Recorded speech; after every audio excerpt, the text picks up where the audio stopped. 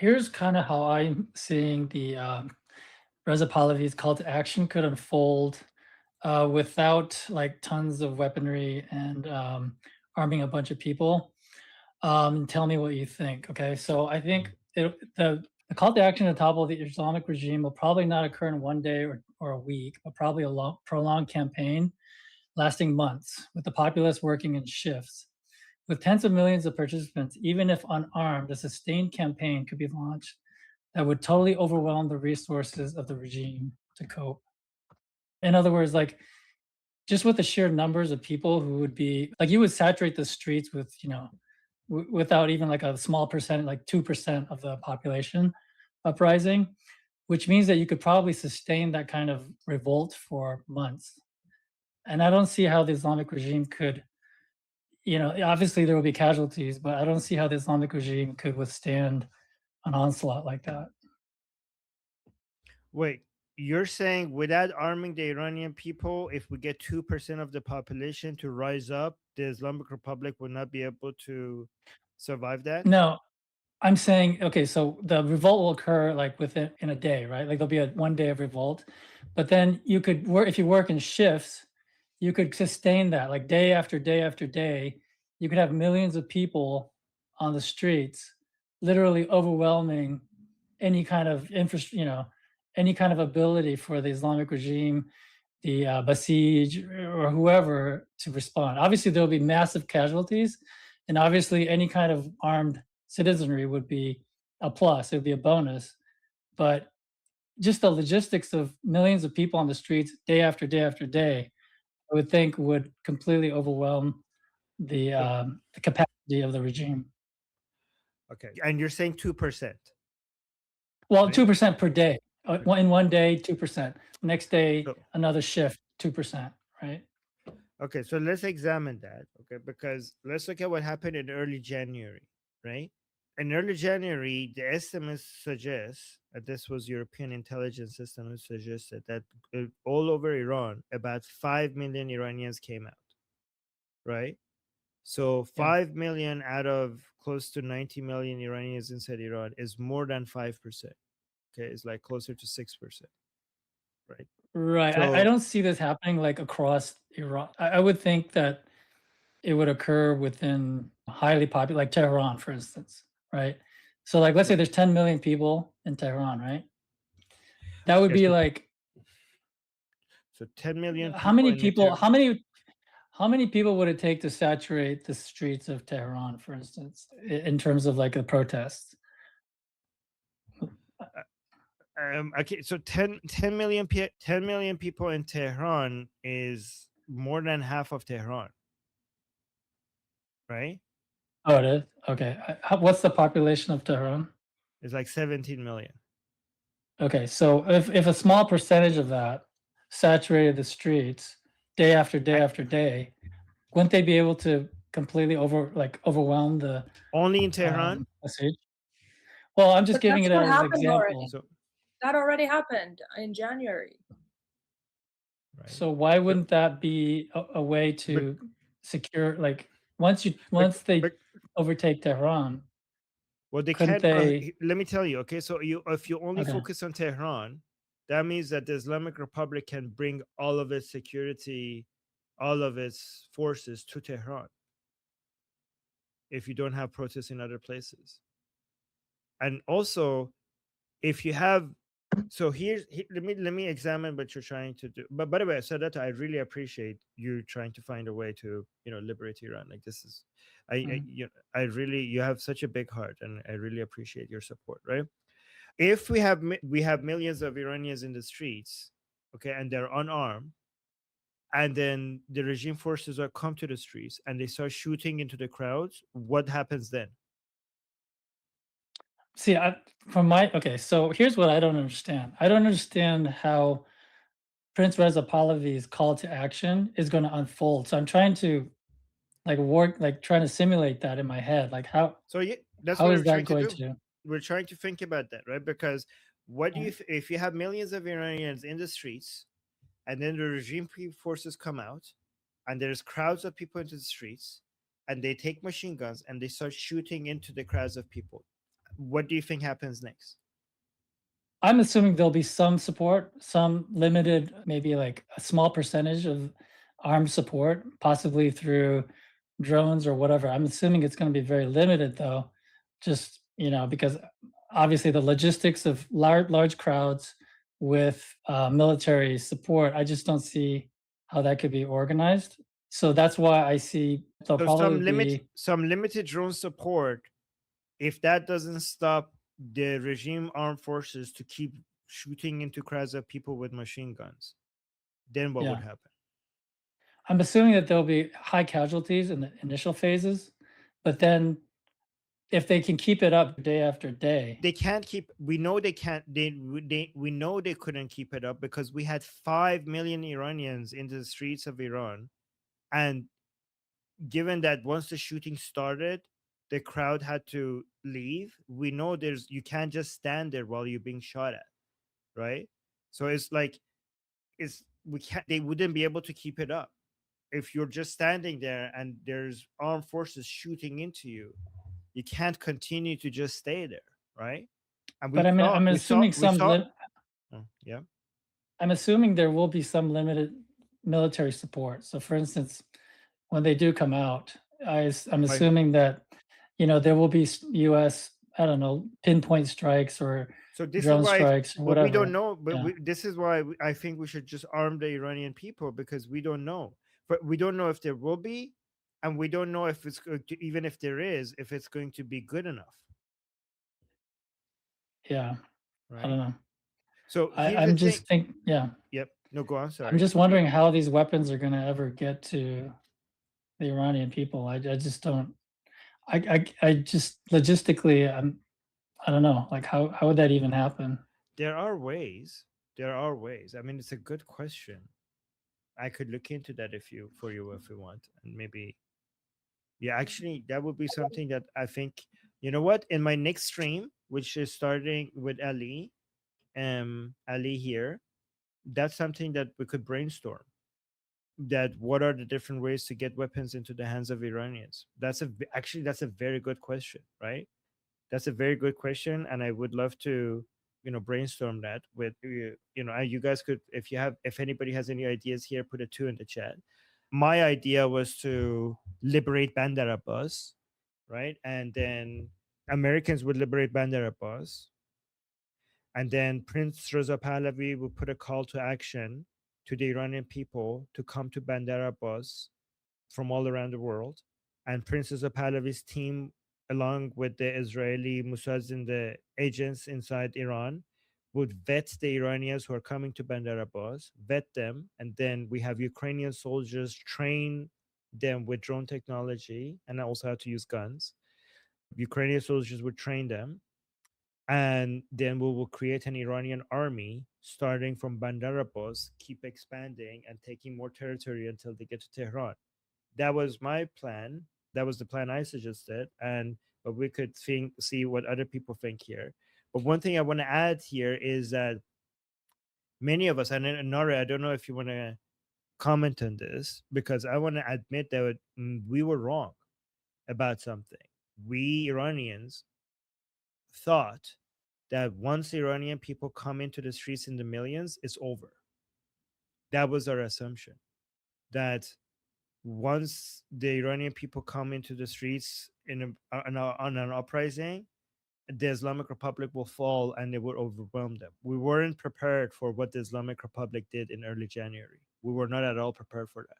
Yeah. And I yeah, mean, we were thinking that something would happen for sure, but definitely not to this extent. And a lot of the people that did go out were expecting something to happen, because we do have instances where their families are saying, well, they left letters and notes for them before they were leaving, like, if I don't come back or stuff like that. But absolutely not to this extent. I mean, within not even 2 days. Okay, 2 days is 48 hours. But Armin has said this before. 10 hours in the timeline of 10 hours is when they killed all those people.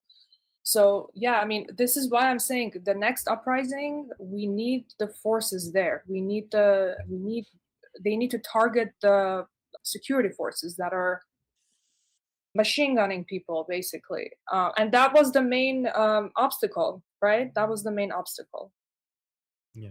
By the way, you should guys, Yeah. you should ask Nara more questions. She has a lot of deep information about Iran and the people. I don't know about that, but I can give insights on the Armenians of Iran and the Christians of Iran and stuff like that, because I know there's a lot of arguments and misconceptions on that, but I can give insights on the Armenian community over there. But maybe some other time, because we only have 7 minutes left. Okay, let's go through two. And yeah, so Ian, very quickly, okay, maybe like 1 minute. Go ahead. Okay, so Sadato, I really appreciate you bringing up this topic, and I hope we can keep brainstorming on these ideas and asking as many questions as possible about how this can work.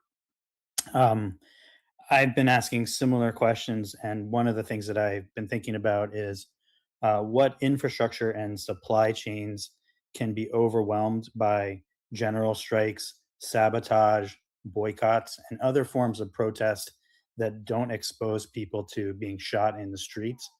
So I want to just put that out there that we really should be thinking more about those types of protests. And then the other thing I've been thinking about is how can you maximize defections? And one thing I'll say about that is that there's a lot of stick and not much carrot.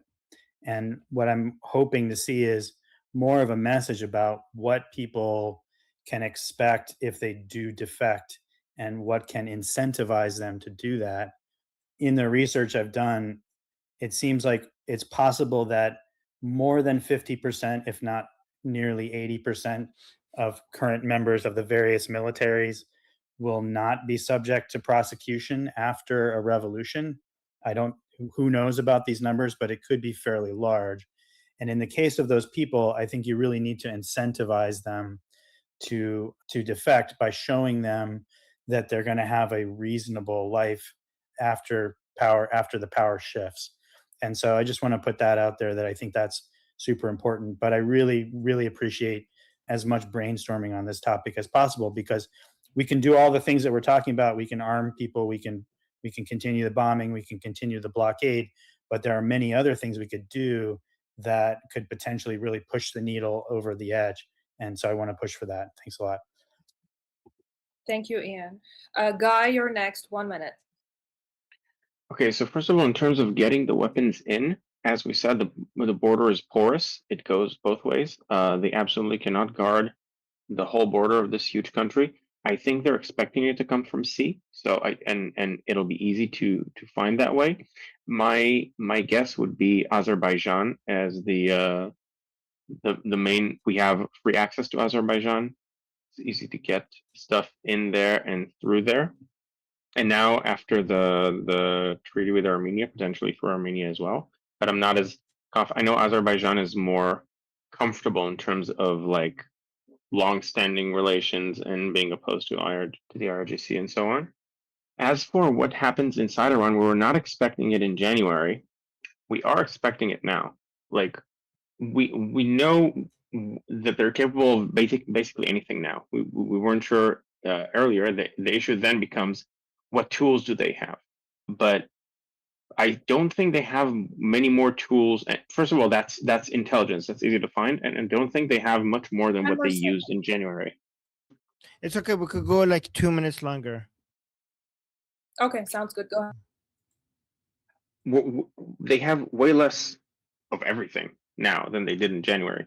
So whatever they did in January, I think, is the maximum of what they're capable of doing. The question is the numbers. Maybe they'll have more people, but we'll have more people as well, and our people will be ready, and we'll have drones and other stuff from the air to stop them.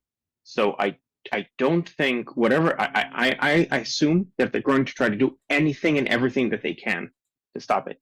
I just don't think it's going to be a lot. And knowing what their capabilities are is something that we have way more of a handle on intelligence-wise. I don't know if you saw, they're now yesterday they started pro-regime people on TV on how to use guns, and they now want to just they just want to give guns to pro-regime Iranians to basically shoot at the uprising. So yeah, but first of all, they're not trained. Second of all, the people will be ready for it. And third of all, let's say it's 100. You threw out the number 100,000 last night. let's say that's true. We already assumed a few 100,000 operatives, no? So we'll have some of them would be amateurs. I don't see how that meaningfully changes the calculus, assuming you have both air raids to minimize their capabilities, drones, and some form of armed population that's specifically trained at finding the threats as they're coming and taking them out, especially if those threats are untrained and just are carrying a firearm from the opposite side. And if someone does it from inside the protest, then unfortunately they'll kill a few people, but everyone is around them, so they'll really be able to take them out easily. Yeah, but one way we were thinking that maybe the best way to arm the Iranian people is to tell them to go act like jihadi retards, and wherever they're handing out guns to the pro-regime people, and just get a gun. I don't know. So there's that. Okay. All right, Sketch, you're next, and then Armin is gonna leave. Okay, what I'd like to say about this, I hope we're not talking about before the strikes, because if you try to do anything before the strikes, they're just going to get slaughtered, right? I hope we're talking about after the strikes, once the strikes commence. I think we're going to have a lot more coordination on what to do once the strikes commence. I would look, I'm infantry, all right? I know how easy it is to kill us. It's very easy. Like a good shot in the leg or the arm can just bleed you out, all right? There's things you can do, but it's not bulletproof, right? We do get hit, even well trained, even in the Maduro raid, because we got good equipment and we got good medical stuff. Dude is fine, but he got hit, right? We're not bulletproof, so you don't want to send infantry just in the street until you know you have cover, until you know things are happening. So I understand. This was my whole point with we hit 13,000 targets. I understand that hunger and suffering can demoralize and it can create desperation, but desperation cannot lead to foolish action. All right, you can't just go out there and start protesting or have some flashpoint because some person got executed and it felt like it's gone too far. You can't just head out there willy nilly. I would say wait for the strikes. The strikes are coming. Every point on the graph draws a line to that. You don't want to just waste lives. All right, I'm a soldier willing to give my life, and I am sure I have that in common with some of those protesters. But that's not a thing to be wasted. You want to live for your country. You don't want to die for it unless it's absolutely necessary. Stand by. And we don't know what's going on behind the scenes. We don't know. We think nothing has happened, but we don't know. We have a whole bunch of stuff. We don't even have to go into the details of that. I'm sure stuff is going on. So let's just try to let calmer heads prevail and tell those people, hey, we hit 13,000 targets. We had to rearm and resupply. Don't be disheartened. We have done more than anyone in 47 years, and we're not done. Thank you, Sketch. Thank you. Well, Armin's time is up. I wanted to thank everybody for being understanding of the time limits. Armin, did you want to add something? No, I just wanted to thank you. You're amazing, and thank you for modding. Fantastic job. Hopefully, I get to hear Nara more often. Like I do want to hear. Nara has a lot of interesting thoughts. Every time she's here, I'm hoping to hear some of her ideas. So maybe some other time. But I know when you're modding, it's hard to also, talk as well. Yeah. But when I'm gone, the conversation. Nara, are you going to be sticking around, or do you have to go after I leave? I can stick around for a bit, yeah. Oh, okay. So guys, like Nare, a lot of people are interested in Christianity and the Christian community in Iran. So when I leave, you guys could, because guys, when I for people on YouTube, when I leave, the conversation here continues, right? So if you have any disclaimer though, disclaimer, because I'm an atheist, but yeah, no, she's but, an atheist. She's an atheist, but your background is within the Christian community in Iran, correct? Yes. Yes. Yeah. So she would know. I mean, of course, you're an atheist. You're an Iranian. I'm just kidding. Okay. True. Okay. Yeah, I'm just kidding. I can talk about how the church operates inside Iran. I think you would want to hear that, Armin. Oh my God! You know what? Now I'm jealous. You know what? Don't ask her that. Don't ask her that because I want to have that conversation with her. Okay, please don't ask her that Now I'm going to be missing out on a very interesting conversation. God damn it. Yeah, All right, no so worries. We'll talk next- about that. Okay.